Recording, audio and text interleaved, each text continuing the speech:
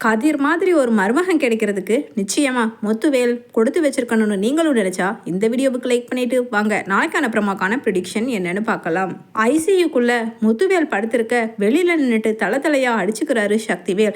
அதே சமயம் என்னதான் தலையா அடிச்சாலும் அங்க நிக்கிற பாண்டியன் குடும்பத்தை பார்த்தா மறைச்சுக்கிட்டு சண்டைக்காரங்க மாதிரியே நிக்கிறாரு. அதே சமயம் மறுபக்கம் ராஜி தாங்க முடியாம அழுது சோர்ந்து அப்படியே இருக்க உடனே கதிர், அப்பா ஏன்பா அதுக்குள்ள எல்லார்கிட்டையும் சொன்னீங்க, பாருங்கப்பா ராஜி அம்மானு எல்லாம் ஆளாளுக்கு உட்காந்து அழுகிறாங்க, அவர் எப்படியா இருந்தாலும் ரெக்கவர் ஆயிடுவாருப்பா அப்படின்னு சொல்லிட்டு பாண்டியன் கிட்ட சொல்றாரு கதிர். உடனே பாண்டியனோ இடிஞ்சு போய் உட்காந்துருக்க உடனே கதிர் எல்லாத்தையுமே ஆறுதல் சொல்லி தேத்துற மாதிரி பாசிட்டிவாவே பேசிக்கிட்டு இருக்காரு. உடனே உள்ளே இருந்து வெளியில வந்த சிஸ்டர் கூப்பிடுறாங்க. ஆமா இங்க யாருங்க?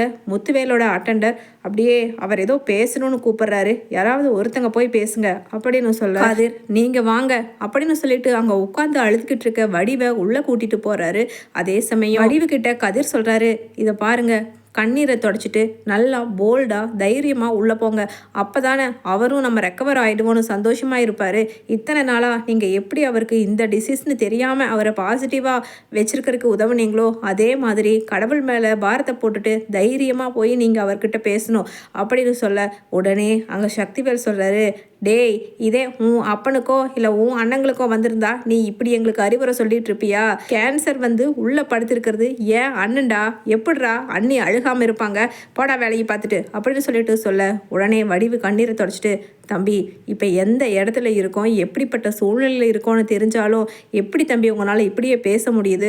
கதிர் சொன்னதில் என்ன தப்பு? பேசாமல் அமைதியாக நில்லுங்க, என் புருஷனை நான் பார்த்துக்குவேன், எது நடந்தாலும் சரி அப்படின்னு கதிர் சொன்ன வார்த்தையை கேட்டுட்டு கண்ணீரை தொடச்சிட்டு உள்ளே போகிறாங்க வடிவு. உள்ளே போய் அங்கே முத்துவேலோட கையை பிடிச்சிட்டு மனசுக்குள்ளே அழுகையை கட்டுப்படுத்திட்டு, என்னங்க ஒன்றும் இல்லைங்க, எல்லாம் ரெடியாக இருந்தால் இப்போ வெளியில் வந்த டாக்டர் சொன்னாங்க அப்படின்னு சொல்ல உடனே முத்துவேல் சிரிச்சுக்கிறாரு. நான் ரெடி ஆகிடுவேனா? நீ சொல்கிற என்னோட உடம்பை பற்றி அப்படின்னு சொல்கிறாரு சிரிச்சுக்கிட்டே.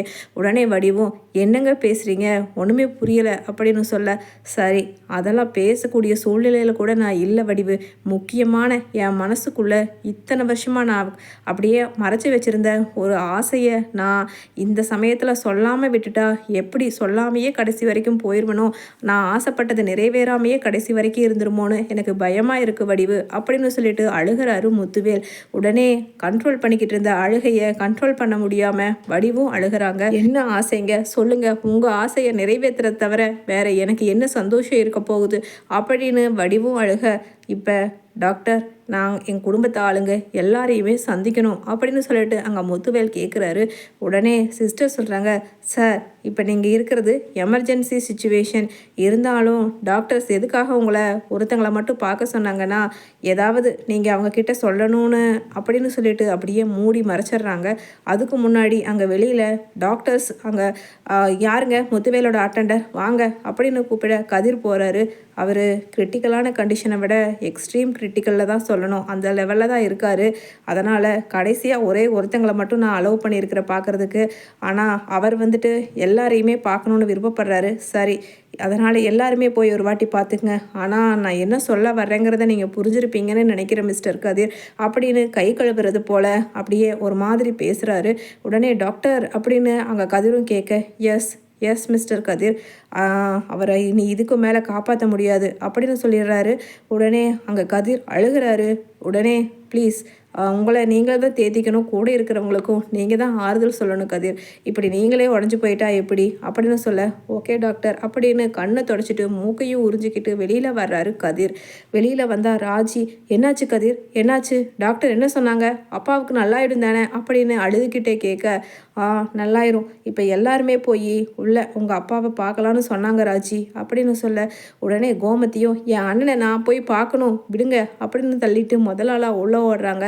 ராஜியும் போய் அங்கே அவங்க அப்பா மேலே படுத்துக்கிட்டு அழுக ராஜியோட தலையை வருடி கொடுக்குறாரு.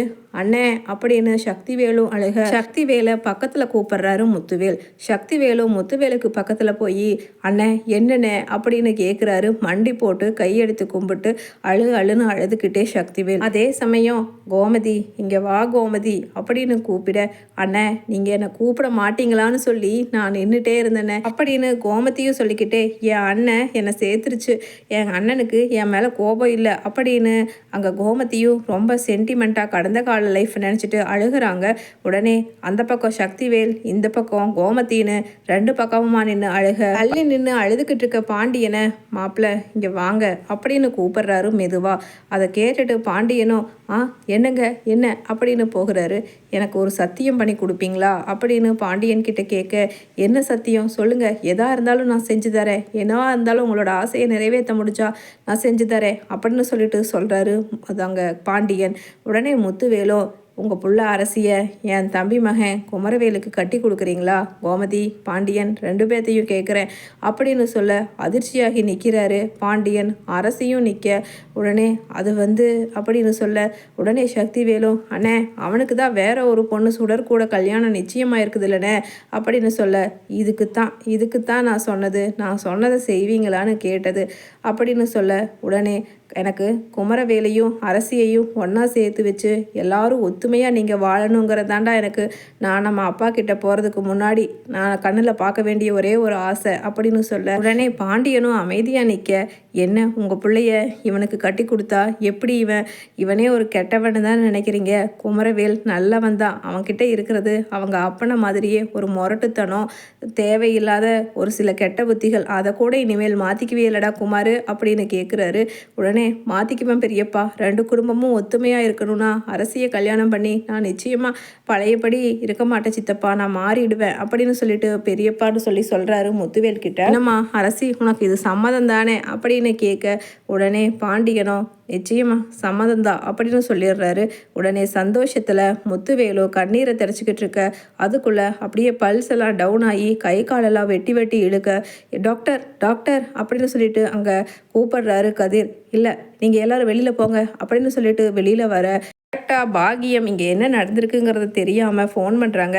சம்மந்தி, அந்த பத்திரிக்கைக்காரங்க கொண்டு வந்து பத்திரிக்கையை கொடுத்துட்டு போயிட்டாங்க, பணம் உங்கள் வீட்டில் வாங்கிக்க சொல்லட்டுமா அப்படின்னு வெக்கமே இல்லாமல் பேசுகிறாங்க பாகியம். உடனே இல்லை இந்த கல்யாணம் நடக்காது, நானும் கோமதியும் ஒன்றா சேர்ந்துட்டோம், கோமதி புள்ள அரசியை நான் என் புள்ள குமரவேலுக்கு கட்டி வைக்கிறதா முடிவு பண்ணிட்டேன் அப்படின்னு சொல்ல, யோ என்னையா சொல்கிற, நீ இஷ்டத்துக்கு என் பிள்ளைய நிச்சயம் பண்ணிவிட்டு உன் தங்கச்சி பிள்ளைய கல்யாணம் பண்ணுவியா அப்படின்னு பஜாரி மாதிரி பேசுகிறாங்க பாகியம் ஆப்போசிட் சைடில். ஆமாண்டி வெய்யி ஃபோனை, எங்கள் அண்ணனோட ஆசைக்கு முன்னாடி உன்னோடதெல்லாம் என்ன போ அப்படின்னு வச்சிட்றாரு சக்திவேல். கோமதி என்னை மன்னிச்சிரு கோமதி அப்படின்னு அழுக, நம்ம அண்ணன் இவ்வளவு சீக்கிரமாக நம்மளை விட்டுட்டு போவாருன்னு தெரியலையே கோமதி, இந்த வாழ்க்கையில் எதுவுமே நிரந்தரம் இல்லைங்கிறது மட்டும் புரிஞ்சிருச்சு. அதுக்குள்ளே நான் எத்தனை வாட்டி உன்னை உன் குடும்பத்தை பேச்சாலையும் செயலாலையும் கஷ்டப்படுத்தியிருப்பேன், என்னை மன்னிச்சிரு கோமதி அப்படின்னு கலங்கி அழுகிறாரு. உடனே கோமதியும், அண்ணன் விடுண்ணே விடு, நான் ஆரம்பத்தில் இவரை ஓடி போய் கல்யாணம் பண்ணது தானே உங்களுக்கு பிடிக்கல, அதனால் பகை ரொம்ப பெருசாயிடுச்சு, நம்ம ஆரம்பத்திலேயே உட்காந்து பேசி திருத்திருந்தா இந்த பிரச்சனை இவ்வளவு பெரிய பூதாகரமாக இத்தனை வருஷமாக நம்ம 2 பேருக்கும் 2 குடும்பமும் பிரிஞ்சே இருந்திருக்கிறதுக்கு சான்ஸ் இல்லாமல் இருந்திருக்கும் அப்படின்னு சொல்லிட்டு அழுகிறாங்க. அதுக்குள்ளே உள்ளேருந்து வெளியில் வர டாக்டர் சொல்கிறாங்க, முத்துவேல் ஹீஸ் நோ மோர் அப்படின்னு சொல்லிட்டு போக கதிர் ராஜி எல்லாருமே அழுகிறாங்க. சில வருஷத்துக்கு பிறகு குமரவேல் அரசி 2 பேர்த்துக்கு கல்யாணம் முடிஞ்சு குழந்தை 5 வருஷமாக விளையாடிக்கிட்டு இருக்கு, ஓடி வருது 5 வருஷத்து குழந்தை. அதை பார்த்துட்டு கோமதி சொல்கிறாங்க, அண்ணே வாண்ணே இங்கே அப்படின்னு. உடனே அங்கே சிரிக்கிறாங்க குமரவேலோ அரசியோ. அம்மா என்னம்மா அண்ணன்னு முத்துவேல் மாமாவை தான் சொல்கிறியா அப்படின்னு கேட்க, ஆமாண்டி ஆமாம், பின்ன நீங்கள் முத்துவேல்னு இவனுக்கு பேர் வச்சா நான் என்ன முத்துவேல்னு கூப்பிடுவேன்னு நினச்சிங்களா? என் அண்ணனை என்றைக்குமே அண்ணான்னு தான் சொல்லுவேன் ஏன்னா அப்படின்னு சொல்லிட்டு அந்த குழந்தைய தூக்கி முத்தமிட்டு மகிழ்கிறாங்க கோமதி. அதை பார்த்து சந்தோஷப்படுற சக்தி.